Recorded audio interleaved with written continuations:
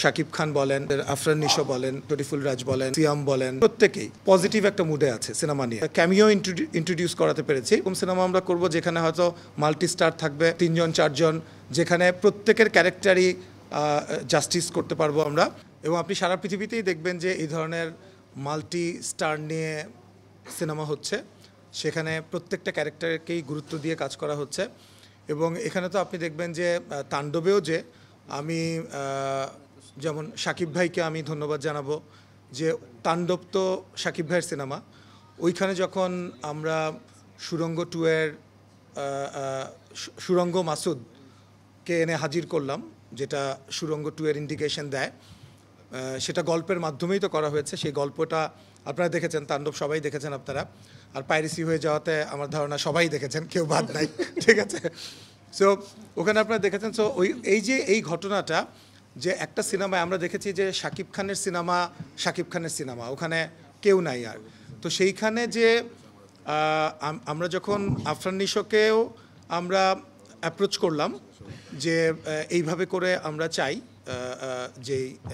যেই সিনটা, ক্যামিও সিনটা, সেটা যেমন আফরান নিশো সেটা পজিটিভলি নিয়ে আমাদের কথা এটা এন্ডোর্স করে। এবং একইভাবে যেটা বললাম, আমি নিশোকেও ধন্যবাদ জানাই এবং শাকিব খানকেও ধন্যবাদ জানাই যে শাকিব খানও এই তাণ্ডব সিনেমায় আজকে, এবং সিয়ামও ছিল। এবং স্পেশালি নিশোর যে সিনটা ছিল সেটা তো আমাদের আপনারা জানেনই যে সুরঙ্গ 2 এর একটা অ্যানাউন্সমেন্টের মতো একটা ইউনিভার্স ক্রিয়েট করা। তো ওই জায়গায় তো অ্যাবসলিউটলি আপনি দেখবেন যে এটা পজিটিভ চেঞ্জ তো বটেই। এবং আমাদের যে স্টাররা আছে আজকে, আমাদের শাকিব খান বলেন, আমাদের আফরান নিশো বলেন, তারপরে এখন যারা ভালো করছে শরীফুল রাজ বলেন, সিয়াম বলেন, প্রত্যেকেই, এবং আমাদের ফিমেল লিডও যারা আছে আজকে, জয়া হাসান বলেন, নাবিলা বলেন, অথবা আমাদের যে সিনেমা করেছে দাগিতে তমা মির্জা বলেন। তো সবাই আপনি দেখবেন, সবার মধ্যে আমি কাজ করতে গিয়ে একটা জিনিস মানে আমার উপলব্ধি, সেটা হচ্ছে সবাই এখন খুবই পজিটিভ একটা মুডে আছে সিনেমা নিয়ে। যে সো একটা সিনেমায় আমি শিওর যে এখন তো আমরা ক্যামিও ইন্ট্রোডিউস করাতে পেরেছি। আমরা এরকমও প্ল্যান আছে যে এরকম সিনেমা আমরা করব যেখানে হয়তো মাল্টি স্টার থাকবে, হয়তো 3জন 4জন, যেখানে প্রত্যেকের ক্যারেক্টারই জাস্টিস করতে পারবো আমরা। এবং সেই হৃদ্যতাটাও আপনারা তো সোশ্যাল মিডিয়াতেও দেখেছেন, এবং তাণ্ডবের পরে স্পেশালি শাকিব খান এবং আফরান নিশোর হৃদ্যতা, এটা চোখে পড়ার মতো।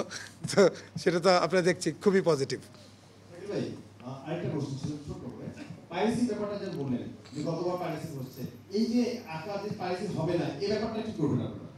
দেখেন, আঁকাও পাইরেসি হতে পারে, কারণ দেখেন পাইরেসি আসলে কোনটা হয়, যেটা ভালো কন্টেন্ট।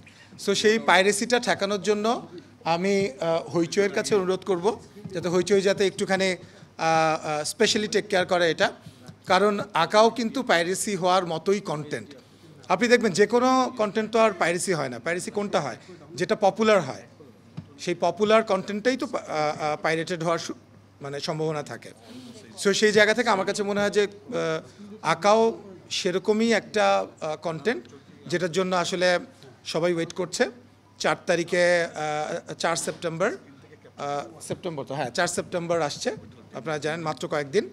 সো আঁকা আপনারা সবাই দেখেন, হইচই সাবস্ক্রাইব করেন এবং দেখেন। আর পাইরেটেড কোনো কপি কোথাও যদি পান সেটা রিজেক্ট করে দেন আপনারা। Thank you.